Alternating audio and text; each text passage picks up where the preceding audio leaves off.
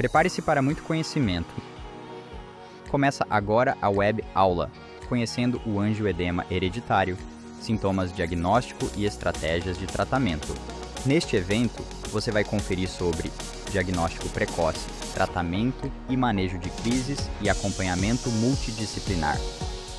Especialista convidada, doutora Faradiba Serpa, especialista em alergia e imunologia e vice-presidente do Grupo de Estudos Brasileiro em Angioedema Hereditário. Começa agora! Aproveite o conteúdo. Envie suas perguntas. E bom evento!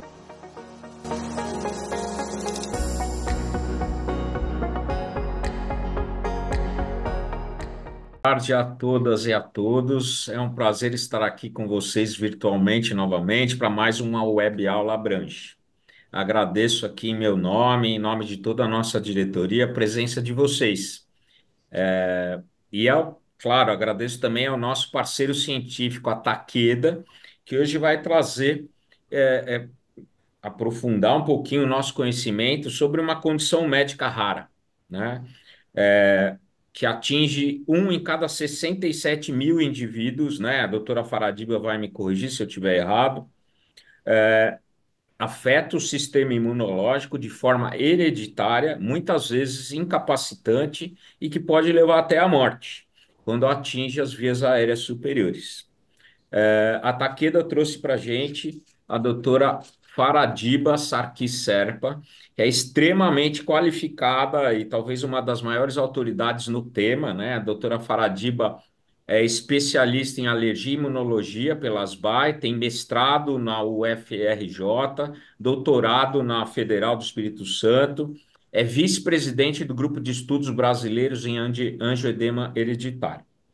E hoje a gente vai ter a web aula comandada pela doutora Faradiba, conhecendo o angioedema hereditário, sintomas, diagnósticos e estratégias de tratamento. Tenho certeza que vamos aprender bastante hoje. Provavelmente estamos com a das speakers mais qualificadas para falar sobre o tema. Aproveitem, tá? E depois teremos algumas perguntas. Muito obrigado. A palavra é sua, doutora Faradiba. Fica à vontade. Boa tarde a todos. Boa tarde, doutor Cássio. Eu quero agradecer o convite para participar desse momento com vocês. Então, agradecer a Abrange, agradecer a Takeda, parabenizá-los pela escolha do tema. Vocês vão ver ao longo da nossa conversa que, apesar de a gente estar falando de uma doença rara, é uma doença potencialmente fatal, é uma doença subdiagnosticada, e é de extrema importância que os profissionais de saúde, que os gestores conheçam melhor essa doença, para que possam assim, proporcionar um cuidado melhor a esses pacientes. Então, é uma grande satisfação para mim estar aqui hoje com vocês e poder falar um pouco de uma de nossas paixões. Muito Então, bem-vindo. eu vou compartilhar aqui minha apresentação, ok? Esses são os meus possíveis conflitos de interesse. Então, antes de falar propriamente do angioedema hereditário, é importante nós termos noção de que não existe um tipo só de angioedema. Então, são vários tipos, o angioedema hereditário é um deles. Então, de forma geral, o angioedema é um edema, ou seja, um inchaço localizado, não inflamatório, assimétrico, desfigurante, e ele é limitado à derme profunda, que é a camada mais interna da pele, ao tecido subcutâneo, e também pode acometer o submucoso. Ele pode ocorrer isoladamente, então a pessoa pode ter só a crise de inchaço, ou ele pode vir acompanhado de urticária, ou fazendo parte de um quadro de anafilaxia, que é uma reação alérgica mais grave. E ele ocorre por conta de uma vasodilatação, então de uma dilatação que ocorre nos vasos sanguíneos e, consequentemente, um aumento da permeabilidade vascular, levando, assim, ao extravasamento de líquido para a derme, o subcutâneo ou submucoso, ocasionando o quadro de edema. Então, existem vários tipos de angedema. O mais comum é o angedema mediado por uma célula que chama mastócito. É o que a gente chama de angedema estaminérgico. Esse angedema ele pode ser mediado por um anticorpo que chama IgE, que são os casos daqueles pacientes que têm alergia a alguns alimentos. Então, como, por exemplo, você come um camarão e incha, ou toma um antibiótico e incha, ou quando recebe uma picada ou uma ferroada de um inseto e incha. Então, quando você faz aquelas reações alérgicas. E ele pode também ser não mediado por IgE. Então, alguns tipos de medicamentos induzem essas crises de angedema por mecanismos que não são alérgicos, mas que clinicamente você vai ter aquele quadro de inchaço. E ele ainda pode ser de causa não identificada. Existe um outro grupo de angedema, que é o angedema mediado por uma substância chamada bradicinina, que todos nós produzimos em nosso organismo, todos nós temos essa substância, só que quando ela está em excesso, ela vai causar vasodilatação e você pode ter os episódios de inchaço, de angedema. Dentro desse grupo do angedema por bradicinina, nós temos o angedema hereditário, que é o motivo da nossa conversa, e vocês, se vocês olharem bem esse quadro, vocês vão ver que existem alguns tipos de angedema hereditário, então não é um tipo só, não estamos falando de uma doença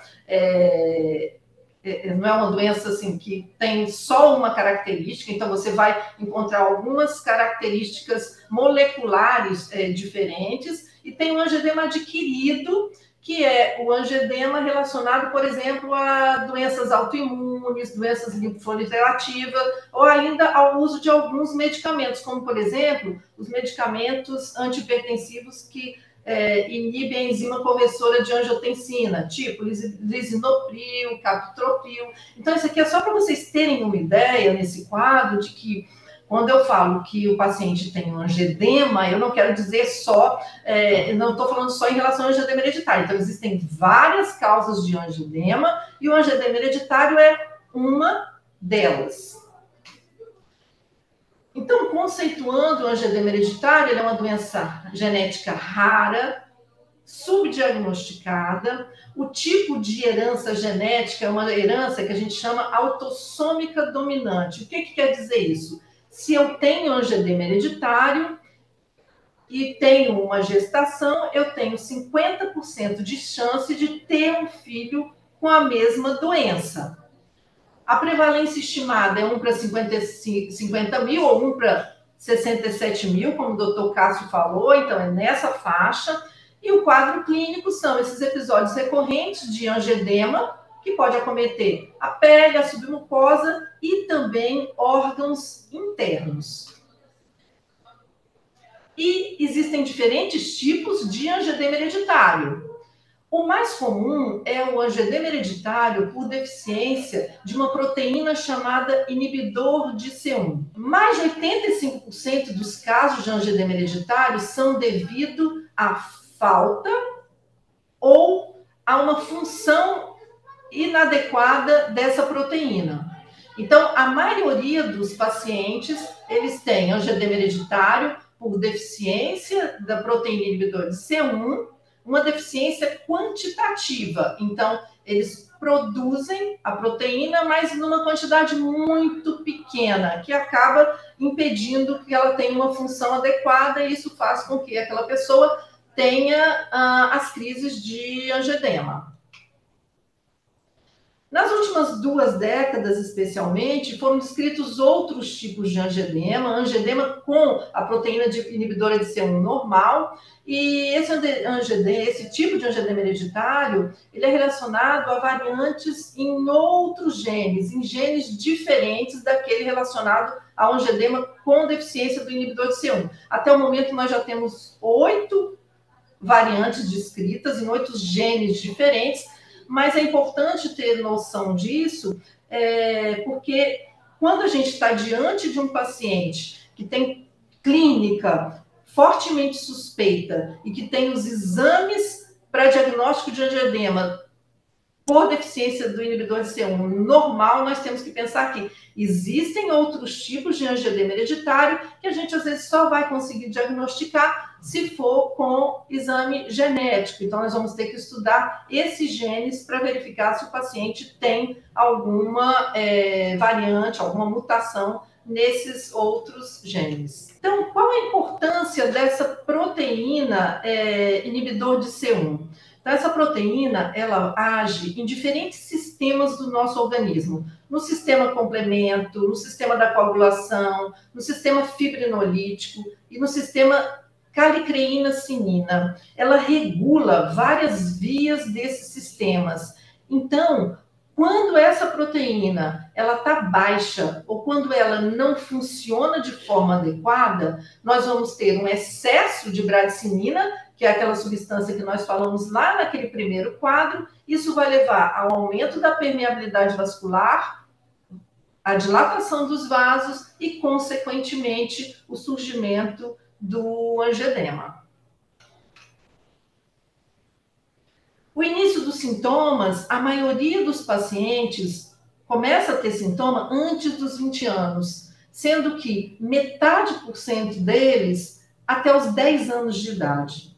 Isso, assim, reforça a importância de que os pediatras e os generalistas conheçam essa doença, porque a maioria vai começar a ter sintoma ainda bem pequeno. Então, se você está diante de um profissional que conhece essa doença e você começa a ter sintomas precocemente, o diagnóstico ele vai ser precoce, você vai poder informar o seu paciente sobre os riscos da doença e a forma adequada de tratamento, tanto das crises, né, quanto a longo prazo.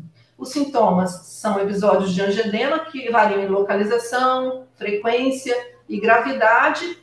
Um fato bastante importante é que esse tipo de angioedema não se acompanha de urticária, então o paciente ele não tem aquelas impolações pelo corpo associado ao angioedema, que é o contrário do que a gente vê no angioedema alérgico.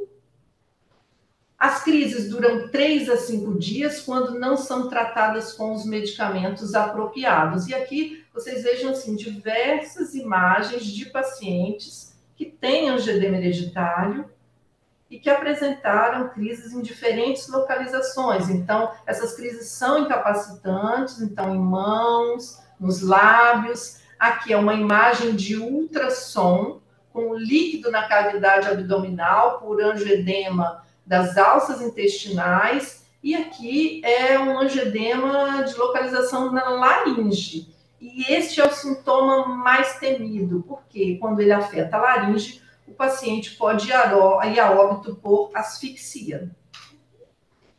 Então, reforçando, esse tipo de angioedema não tem causa alérgica, não responde a antialérgicos, não responde a antihistamínico, não responde a corticoide e não responde a adrenalina. Então, frente a um paciente desse no pronto-socorro, se eu recebo um paciente na emergência, um quadro de angioedema que não responde a esse tratamento convencional, eu tenho que obrigatoriamente pensar na possibilidade de que ele tenha um diagnóstico de angioedema hereditário e tenho que encaminhá-lo para avaliação. Então, dos sintomas respiratórios, quando o angioedema afeta as vias respiratórias, especialmente a laringe, nós vamos ter rouquidão, dispneia, dificuldade de deglutição, e aqui abaixo vocês observam vários pacientes nos seus momentos de crise, então uma crise importante acometendo face e lábio, uma imagem de tomografia com importante edema de alça intestinal, um paciente que foi submetido a várias laparotomias, então a várias cirurgias abdominais por suspeita de abdômen agudo, e na realidade eram crises de angioedema e ele acabou ganhando uma colostomia. E aqui à direita vocês observam um edema volumoso de alças intestinais, isso é uma publicação de uma revista médica, recentemente publicado. Então, observem o tamanho das alças intestinais desse paciente durante uma crise de angioedema hereditário. E ele acabou sendo levado à cirurgia. Então, dor abdominal é um sintoma frequente e que também, quando você está frente a um paciente que tem dor abdominal recorrente, sem causa aparente, que já foi investigado, tem que se pensar na possibilidade também de angioedema hereditário. Os sintomas mais temidos são o angioedema de laringe. Então, quando esse angioedema acomete a via aérea, é de extrema importância que o tratamento seja feito o mais precocemente possível. E sempre que a gente está à frente de um paciente com angioedema de localização em face, língua, úvula, no orofaringe, no laringe, a gente tem que ficar atento, porque existe a possibilidade desse angioedema progredir e acometer as vias aéreas. Então, o angioedema nessas localizações, ele pode resultar em obstrução das vias aéreas, necessidade de intubação orotraqueal ou traqueostomia, e a taxa de óbito nesse tipo de localização de edema é em torno de 40%. E metade dos pacientes com angioedema hereditário, em algum momento da vida, vão apresentar angioedema de laringe. O tempo entre o início dos sintomas até a asfixia, até o fechamento da glote, da laringe e o óbito, varia muito entre os pacientes. Então, vai de 10 minutos até 14 horas. E aí, a recomendação é, quanto mais precoce for o tratamento do edema dessa localização, melhor será o desfecho do seu paciente. Então, não dá para postergar o tratamento, porque a gente tem paciente que evolui para asfixia em 10 minutos. Mas a gente vai ter paciente que às vezes vai ficar 4 horas e meia, 10 horas, ou até mais, até asfixiar. Então, a mensagem é, quanto mais precoce o tratamento, melhor. Aqui são dados de um estudo brasileiro que investigou a mortalidade por angioedema num centro de referência em Minas Gerais. E o que os autores observaram é que, entre os pacientes com angioedema hereditário, os que vão a óbito por edema de laringe, eles vão a óbito numa idade muito produtiva, a média é em torno de 40 anos, então eles morrem precocemente, morrem numa idade produtiva. E quando você vai comparar com o paciente que tem angioedema hereditário e que morreu por outras causas, ele vai morrer com uma idade média em torno dos 60 anos. Então, é importante que esses pacientes sejam tratados de forma adequada. Eles são pacientes que, quando tratados de forma adequada, eles podem ter uma vida normal, eles podem trabalhar, eles podem desenvolver suas atividades de forma normal. Aí tem 2 gráficos aqui ao lado, onde a gente observa que entre o início dos sintomas e a hospitalização, nós temos também variando de 1 até 8 horas, e alguns nem chegam a ser hospitalizados, acabam indo a óbito em casa ou no trajeto até o hospital. E o tempo entre o início dos sintomas e o óbito também é de acordo com o que está na literatura, varia entre os pacientes, né? Mas a maioria vai entre 4 e 8 horas até a asfixia. Existe um grande atraso do diagnóstico. Aqui no Brasil, dados de um outro serviço de referência do Rio de Janeiro mostra que esse tempo é em torno de 17 anos. Então, esses pacientes, eles passam 17 anos tendo crises de angioedema nas mais variadas localizações e não são diagnosticados. Isso não é muito diferente de outros países. Então, vejam que em outros países também existe um grande intervalo de tempo entre o início dos sintomas até o diagnóstico. E o que a gente busca com as nossas ações é diminuir esse tempo, é fazer o diagnóstico precoce, possibilitar a esses pacientes uma chance de terem a vida normal e não irem a óbito tão precocemente. E o que desencadeia essas crises? Elas podem ocorrer de forma espontânea, mas existem alguns desencadeantes que são bastante importantes e que a gente tem que sempre reforçar isso para o paciente e para os familiares. Então, trauma, infecções, estresse, uso de estrogênio. Então, as mulheres, quando começam a usar contraceptivos, ou no período gestacional, às vezes pode haver um desencadeamento de crise, uma piora da doença, período pré-menstrual, a gestação, uso de alguns antihipertensivos, então alguns antihipertensivos acabam provocando crise, procedimentos cirúrgicos e espontaneamente, como a gente falou no início. Então, tem várias informações que tem que ser passada para esses pacientes e seus familiares. Existem alguns sinais de alerta, e esses foram elaborados pelo grupo de estudos em angioedema hereditário. Então, primeira coisa, frente a um paciente com episódios recorrentes de angioedema, eu tenho que saber se alguém mais na família tem episódios de angioedema. Outro sinal de alerta, angioedema recorrente, principalmente se ele tem início precoce, na adolescência, na infância. Dor abdominal recorrente é outro sinal de alerta. O angioedema que ocorre sem urticária, então o paciente ele apenas incha, ele não empola junto. Aquele paciente que tem a crise de angioedema e não responde aos antialérgicos. Aquela paciente que, quando começa a fazer uso de contraceptivo, começa a ter as crises de inchaço, então associação com estrogênio é um sinal de alerta importante.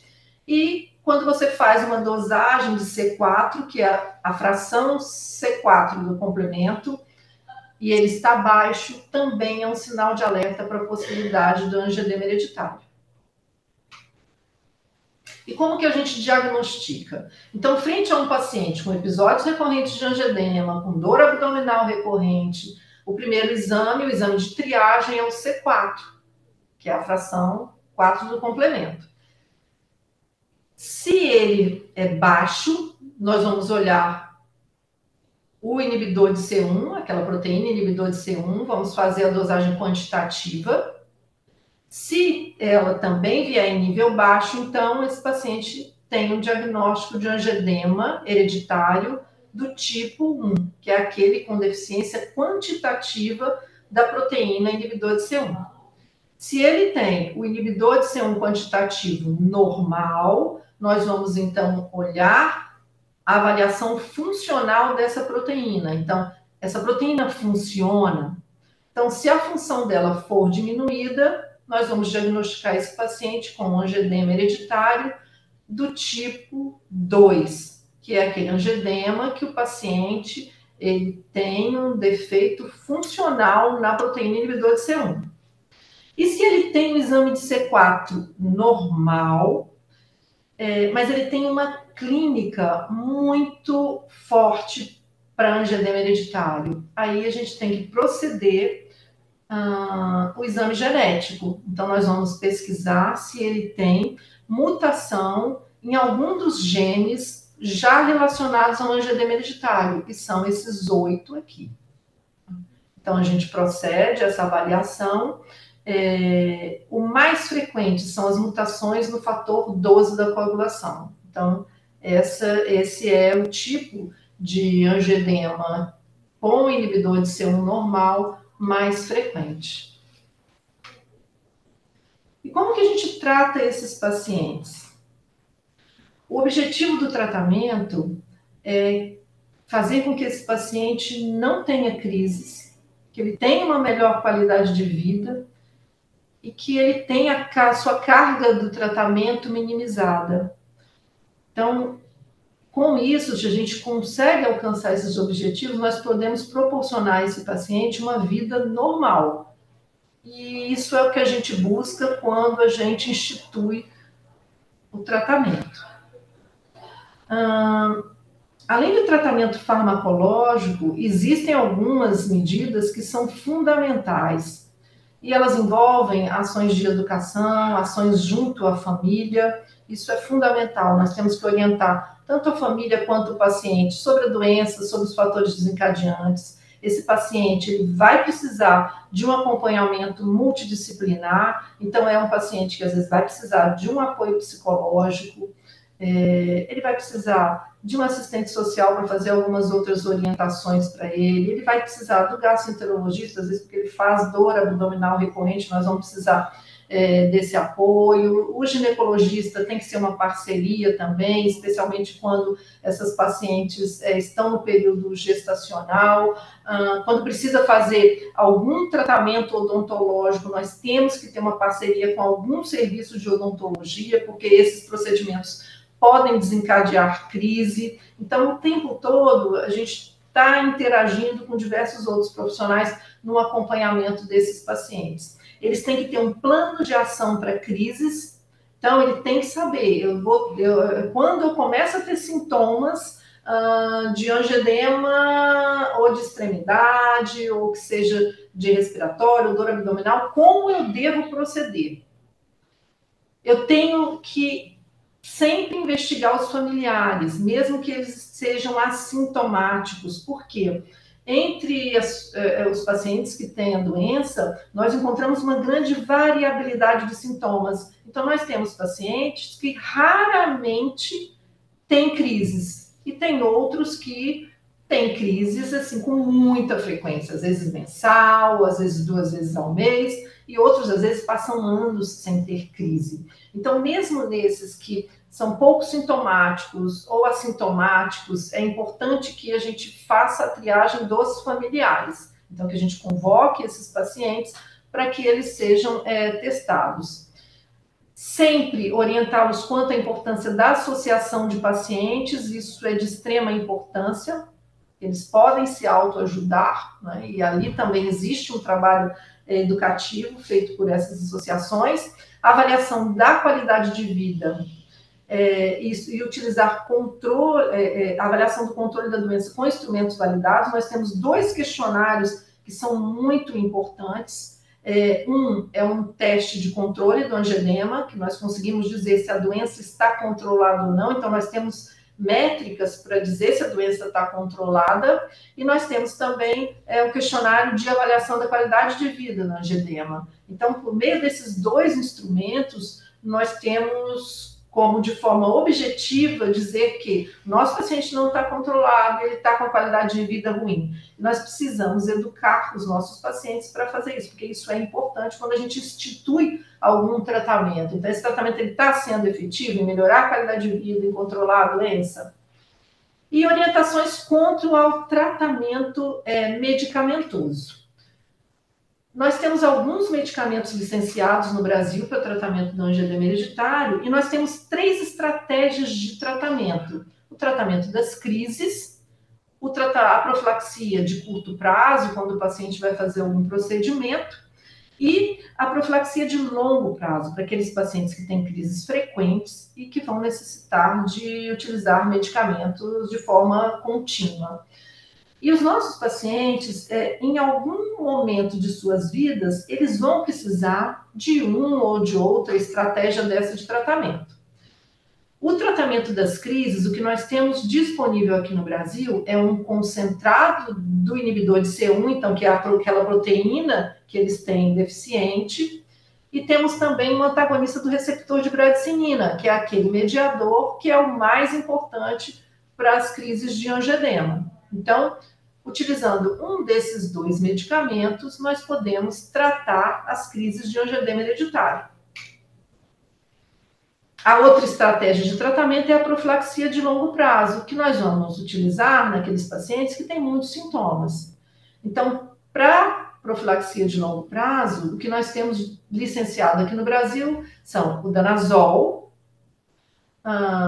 temos antifibrinolítico, astranexâmico, mas é um medicamento que tem uma baixa efetividade, em torno de 30% ou menos dos pacientes que têm alguma resposta para ele. O concentrado do inibidor de C1, ele também pode ser usado para profilaxia de longo prazo. Nós temos o anticorpo anticalicreína, que é o lanadelumab, que é um imunobiológico que bloqueia a calicreína. E temos a anticalicreína, que é por via oral, que é o berotralstat. Então, nós temos várias opções de tratamento. A maioria são medicamentos de alto custo e de difícil acesso. Quanto à profilaxia de curto prazo, que o paciente vai utilizar em situações nas quais ele tenha risco de fazer crise de angioedema, nós temos o danazol e o concentrado do inibidor de C1. Então, são os dois fármacos que a gente pode lançar a mão para profilaxia de longo prazo.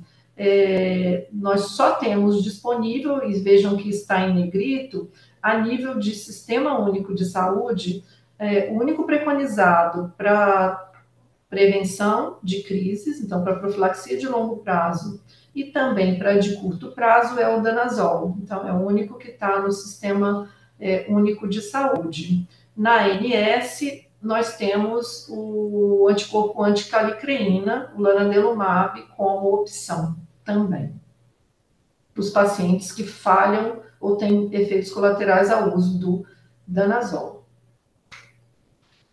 Então, em relação ao tratamento da crise, a única localização de crise passível de conduta expectante, então, de eu aguardar e observar o desfecho, é quando acontece nas extremidades e não é incapacitante. Então, se eu tenho um angioedema de mão, mas que não me incapacita, ok, eu posso ter uma conduta expectante, observar como aquele paciente vai ficar, e o angioedema ele vai regredindo em 3 a 5 dias, ele volta, aquele local volta ao normal.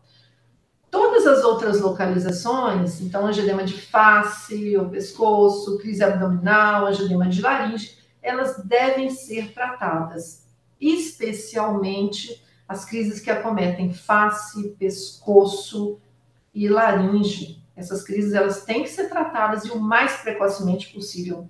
E as crises abdominais, tem que se ter o cuidado do tratamento precoce, porque esse paciente ele pode ser levado a um procedimento cirúrgico desnecessário se for suspeitado de abdômen agudo, especialmente se ele vai para um serviço que não sabe que ele tem a doença ou se ele não sabe que tem a doença ainda. Então, com exceção do angioedema de extremidade leve, que não incapacita, em todas as outras localizações, nós devemos tratar as crises.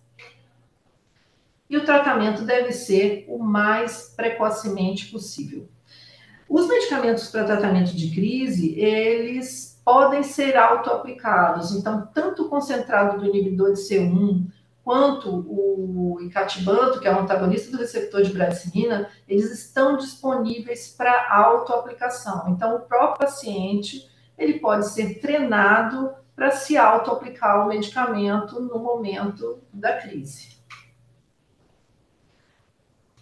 A profilaxia de curto prazo, então, a recomendação é que se o paciente vai fazer um procedimento, principalmente procedimentos que envolvam a manipulação da região da boca, procedimento dentário, alguma cirurgia que requeira intubação ou um exame invasivo do trato aerodigestivo, eu devo fazer profilaxia de curto prazo. E aí posso fazer com o concentrado inibidor de C1, se ele estiver disponível, e se ele não estiver disponível, o andrógeno atenuado que nós temos é o danazol. Ou ainda, se eu não tiver nenhuma outra opção de fármacos, eu posso utilizar o plasma fresco congelado, que é o que se fazia no passado, lá na década de 60, que se começou a usar o plasma fresco congelado. Se o procedimento for de risco baixo, então não envolver manipulação de trato aerodigestivo, eu posso, se ele tem medicamento de crise disponível, apenas orientar quanto ao uso do medicamento de crise, caso ela ocorra. Para profilaxia de longo prazo, então, aqueles pacientes que fazem crises com mais frequência, eu vou ter que avaliar o quão frequentes são essas crises, qual a gravidade delas, o quanto que aquilo está impactando na qualidade de vida do paciente e se ele tem medicamento de crise disponível. Na maioria das vezes, não tem. Então, nós temos os fármacos de primeira linha, que são o concentrado inibidor de C1, tanto por via intravenosa quanto por via subcutânea, o lanadelumab por via subcutânea, que é o que está na ANS, para os que falham ou têm efeitos colaterais ao danazol, e o berotralstat por via oral.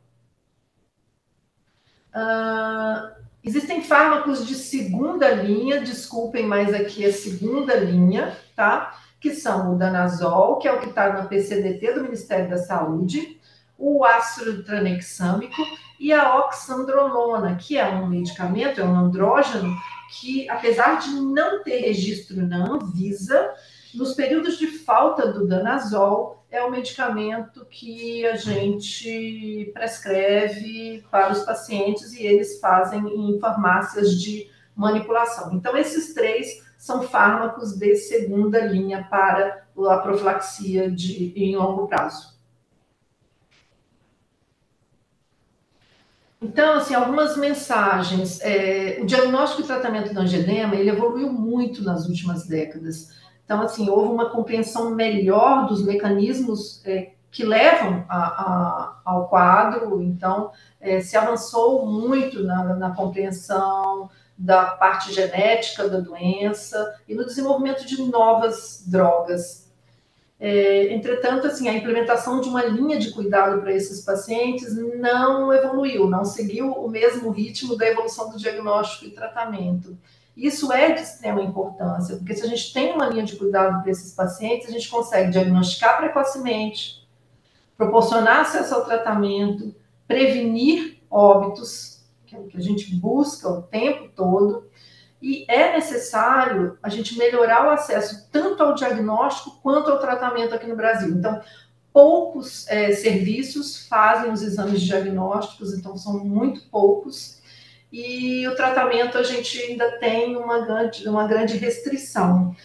O nosso PCDT, o protocolo clínico e diretrizes terapêuticas de angedema hereditária, ele está sendo atualizado, ainda não foi publicado, então nós não sabemos ainda ao certo como será a versão final, mas pelo menos entraram 2 fármacos de primeira linha para tratamento das crises, que são o concentrado inibidor de C1 e o antagonista do receptor de bradicimina, o icatibant. Então, os 2 entraram para o SUS, foram incorporados ao SUS, e na ANS o que nós temos é o anticorpo anticalicreína, anticorpo monoclonal, que está disponível para longo prazo. Então, assim, já é um avanço para quem até pouco tempo atrás não tinha, só tínhamos mesmo era o danazol e o plasma para tratamento das crises. Então, temos que comemorar qualquer avanço.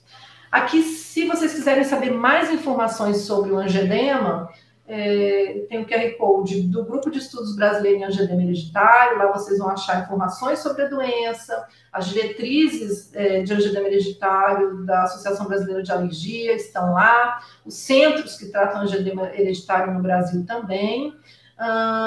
No centro, nós temos uma publicação sobre angedema hereditário, que é o Doutor Eu Tenho, de uma forma bem simples, são perguntas e respostas sobre a doença, então vale a pena ler, se você quer saber um pouco mais, e o QR Code do site da Abrange, que é a Associação Brasileira de Portadores de Angedema Hereditário, e lá nós também temos várias informações sobre a doença.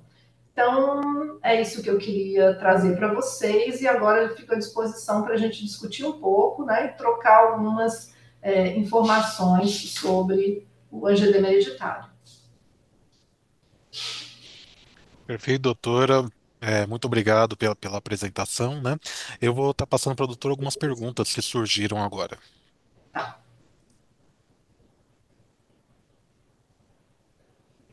No tocante ao diagnóstico, doutora, considerando o subdiagnóstico, né, do ARH, né, quais são os principais desafios, né, no diagnóstico dessa condição e como que podemos superá-los? Então, eu acho que é fundamental a divulgação da doença entre os profissionais de saúde.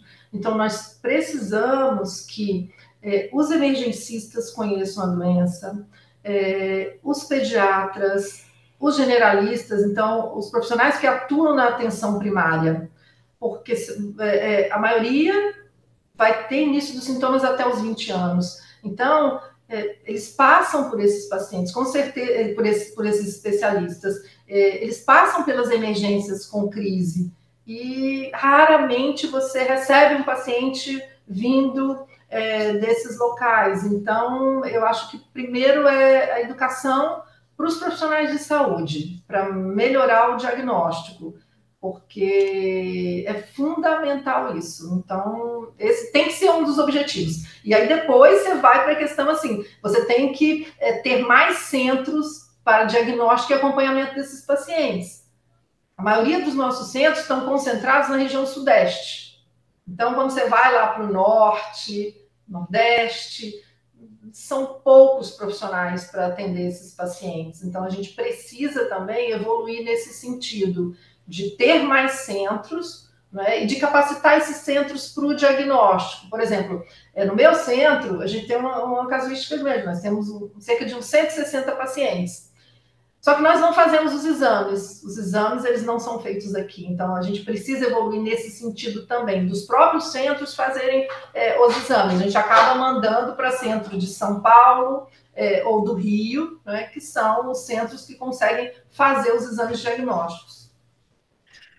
Aproveitando, então, doutora, nessa linha mesmo, né? Aqui eu tenho uma pergunta com relação aos tratamentos disponíveis, né? Quais são os tratamentos disponíveis atualmente, né? Como eles funcionam para controlar o sistema, né? E em paralelo a isso, puxando o link para o final da fala da doutora, né? Qual é o impacto que a doutora vê, né, dessa doença para o sistema de saúde, né? Como um todo, principalmente considerando o cenário das operadoras, né? Sim. Então, o que nós temos disponível no Sistema Único de Saúde, até o momento, o que a gente tem para tratamento, para prevenção de crises, é somente o danazol. O danazol é um andrógeno. E como que ele age? Ele aumenta a produção daquela proteína que o paciente com angioedema hereditário tem deficiente, que é a proteína inibidora de C1, ele aumenta a produção dessa proteína pelo fígado. Então, para prevenção de crises, o que nós temos no Sistema Único de Saúde é danazol. Somente. Se o paciente tem contraindicação ao uso, por exemplo, se ele é um paciente com insuficiência renal e não pode usar danazol, ou se ele usa danazol e desenvolve um problema hepático, ele não tem outra opção de tratamento. Não tem nada disponível. Tá? Perfeito, doutora. E existe avanços, né, em vista para o tratamento, né, que a doutora considera promissores, né? Existem expectativas de novos tratamentos ou novas medicações? E aí, complementando a sua resposta anterior, em relação ao tratamento de crises, nós temos 2 medicamentos que foram incorporados ao SUS para tratamento de crise, que são 2 medicamentos de primeira linha, tá? Concentrado inibidor de C1 e cativanto. E na ANS, na saúde suplementar, nós tivemos a incorporação do anticorpo anticalicreína, anticorpo monoclonal anticalicreína, que é o lanadelumab, que veio com a indicação para aqueles pacientes que têm efeitos colaterais ou contraindicação ao uso do danazol. Tá? Então, assim, existem diversos outros medicamentos em estudo. Tá? Existe terapia gênica em estudo para angioedema hereditário. Então, assim, tem se avançado muito. O problema é promover acesso. Então, Perfeito. nós temos medicamentos, assim, muito bons, medicamentos efetivos, tanto para o tratamento da crise, quanto para a prevenção das crises. Nós temos aprovação, o problema é proporcionar acesso a esses tratamentos. Esse é o grande empecilho em relação ao tratamento. São medicamentos de alto custo? São, assim como para todas as doenças raras. Só que a visão que a gente tem é que o paciente com angioedema hereditário é um paciente que, desde que tratado corretamente, ele tem uma vida normal, ele pode trabalhar normalmente. Ele não é igual a uma outra doença que tem diversas outras repercussões e que o paciente não vai conseguir trabalhar. Esse paciente ele é produtivo, ele pode ter uma vida normal. Então, isso tem que ser levado em conta, né? E ele acaba que, por conta das crises, ele falta trabalho, a criança falta escola, né? Isso tem todo um impacto aí de custos, tanto para as famílias quanto para o sistema de saúde como um todo, né? E cada hospitalização dessa aí, pô, se o paciente faz edema de laringe, é entubado e vai para a UTI, a conta não fica baixa, não, fica muito alta, né? Então, isso tem que ser levado em conta também. Ok, doutora. E com relação, qual seria a sua opinião, doutora, com qual o papel, no tocante ao papel dos gestores de saúde para esse tema, né? Então, eu penso que é possível você disponibilizar medicamentos desde que você tenha critérios de uso adequados. Então, eu acho que é importante você ter pensando o SUS, serviços de referência, tá? Que acompanhem esses pacientes. No privado, eu acho que critérios de uso bem desenhados, mas a gente tem que, de alguma forma, promover acesso, porque esses pacientes existem, os medicamentos existem, e tem que haver uma ponte aí que faça a ligação. Eu acho que é critério de uso adequado que deve existir. Então, assim, é para tal paciente, o paciente que preenche aquele perfil certo, ok, porque eles precisam do tratamento. Ok, doutora. É, com relação às crises, né, do angioedema hereditário, né, elas devem ser gerenciadas de forma eficaz, né? A doutora poderia dar um exemplo prático de como iniciar o tratamento o mais rapidamente possível, os cuidados que têm que ser tomados, né, logo após o início dos sintomas? Então, a recomendação é que ele trate a crise o mais precocemente possível. Então, especialmente se é uma crise de localização na face, crise de lábio, pálpebra, ou a face como um todo, ou pescoço. Então, nessa localização, sentiu que comecei a ter edema nessa localização, ele deve tratar e deve tratar o mais precocemente possível, porque aí a crise vai melhorar mais rapidamente e ele não vai correr risco de que aquela crise evolua com edema de laringe. Então, esse é o objetivo. Uma crise de extremidades, por exemplo, se ele inchou um pouco a mão ou inchou um pouco o pé, se é um inchaço leve, que não está atrapalhando a vida dele, ok. Essa ele pode até ter uma conduta expectante. Uma outra coisa bastante importante é quando a crise acontece, é tentar identificar o que desencadeou. Porque tem uns desencadeantes que às vezes acabam passando despercebido. Por exemplo, ele pode estar com uma infecção, e uma infecção é um potencial desencadeante. E às vezes não fazer a ligação daquilo ali. Então ele tem que pensar o que desencadeou. Ah, eu tive febre, eu estou com a diarreia, o que eu posso ter a mais ali que pode indicar, por exemplo, uma infecção. E sempre que for fazer algum procedimento que possa desencadear crise, ele tem que se preparar para isso, que é aquela profilaxia de longo prazo. Então, o ideal é que o paciente tenha o medicamento de crise junto a si e que ele saiba o momento certo de aplicar, e considerando a localização da crise também, que ele não fique esperando. Geralmente, quando ele espera, ele vai demorar mais para melhorar e às vezes ele vai precisar mais de uma dose do medicamento, então aumenta o custo do tratamento da crise também. Ok, doutora. Tem até uma pergunta que linka com isso que a doutora falou, né? Em relação à profilaxia, né? Quando a doutora recomendaria iniciar uma terapia profilática de longo prazo, né? E quais são os critérios para essa decisão? Então, eu vou considerar a frequência da crise, tá? Então, quantas crises que aquele paciente tem. Depois, a localização das crises. Então, às vezes, o paciente ele não tem crise frequente, Mas quando ele faz uma crise grave, faz de laringe. Daí eu tenho que considerar também a gravidade. Eu tenho que considerar o tanto que aquilo impacta a qualidade de vida dele. Então, às vezes, ele faz crise só de extremidade, mas ele não consegue trabalhar por causa daquilo ali.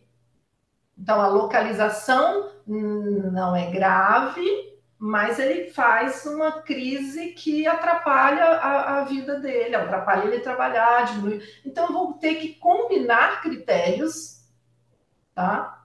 Treinar esse meu paciente para preencher os questionários que trazem essa informação objetiva, se a doença está controlada ou não, então teste de controle do angedema, questionário de qualidade de vida, para também ele se apropriar disso, que é possível ele verificar o controle da doença dele, a qualidade de vida dele por meio de métodos objetivos.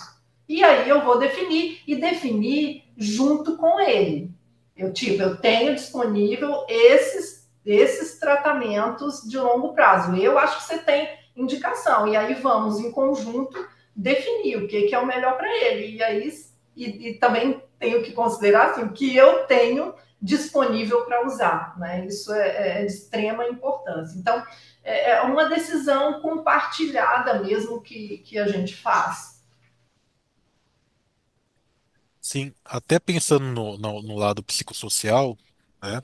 é, como a doutora vê o impacto, né, psicossocial do edema hereditário, né, nos pacientes, nos familiares e como que as equipes multidisciplinares podem apoiar os pacientes, né? Então, se você for se imagina tendo um edema desfigurante na face com frequência. É uma sensação muito ruim. Né? Isso gera estigma, isso você fica com vergonha de ir aos locais. Se você é adolescente, né, você passa por momentos muito complexos. E a equipe multidisciplinar ela tem toda a importância para o tratamento desses pacientes. Então, eles precisam disso. Uma outra coisa que eles precisam, e eu acho que eu não falei disso quando eu estava lá na apresentação, aconselhamento genético. Por quê? Tem uns 50% de chance da doença recorrer na prole, né, nos filhos. Então, eu preciso orientar meu paciente quanto a isso e, às vezes, estar encaminhando ele também para o geneticista para fazer o aconselhamento genético, é de extrema importância. Então, eu acho que buscar ter essa integração entre as especialidades, entre os profissionais de saúde no cuidado a esse paciente, é fundamental, porque eles precisam de apoio psicológico para enfrentar uma doença que é imprevisível. Porque é isso que o angedema é imprevisível. Você pode ter crises espontâneas, tipo, dormir bem, acordo totalmente deformado. Conviver com isso não é fácil. E você vive sob risco, você não sabe quando que você vai ter um edema de laringe, que pode acontecer a qualquer momento. Perfeito, doutora. Estamos indo para a nossa última pergunta, né? Até com relação às medicações, né? Com a que a doutora listou inicialmente, né? Veio uma pergunta no tocante às áreas de pesquisa, né? Se existem áreas de pesquisa, quais são as mais promissoras, né? Que podem aí trazer aí uma percepção, né, futura, né, uma forma de como a gente entende o AEH, né, se a gente tem um tratamento, né, melhores tratamentos expectativa para os próximos anos, né? Sim, então, existem outras drogas em desenvolvimento, algumas que agem na calicreína, que é uma das substâncias ali que estão relacionadas àquele processo, uma das vias onde a proteína inibidor de C1 age. Então, tem outros medicamentos vindo, e tem a terapia gênica. Então, tem estudos já com terapia gênica que talvez seja o futuro do tratamento, né, dessa doença. Então, assim, felizmente, nós temos expectativas boas para o futuro. Mas a gente precisa, assim, ter o atual, que ainda está difícil, né? Mas as expectativas são muito boas. Que ótimo, doutor. E as suas considerações finais? Então, eu quero agradecer mais uma vez pela oportunidade de falar sobre o angioedema hereditário, reforçar a importância de atividades educativas em relação não só ao angioedema hereditário, mas a outras doenças raras também. Então, são doenças que os pacientes, a jornada deles é muito difícil. Eles perdem muito tempo entre o início dos sintomas e o diagnóstico, e depois vem uma outra batalha que é em relação a ter acesso ao tratamento. Então, são muitos anos. Sabe o que é você perder 17 anos atrás em busca de um diagnóstico e depois mais não sei quantos até ter acesso a um tratamento? Então, eu penso que essas iniciativas são de extrema importância. Eu acho que só em conjunto, né, que a gente consegue resolver isso. Então, o profissional de saúde, em conjunto com o gestor, em conjunto com a indústria, eu acho que todo mundo tem a sua parte de responsabilidade nisso aí. Então, mais uma vez, muito obrigada. Eu espero ter contribuído de alguma forma para trazer algumas informações sobre o angioedema. Muito obrigada. Perfeito, doutora. Nós que agradecemos pela participação, pelo excelente conteúdo, né? Agradecemos também ao nosso público que está nos assistindo, enviaram as perguntas, bem como ao apoio da Takeda, né? Muito obrigado, doutora. Fiquem bem. Obrigada, eu que agradeço.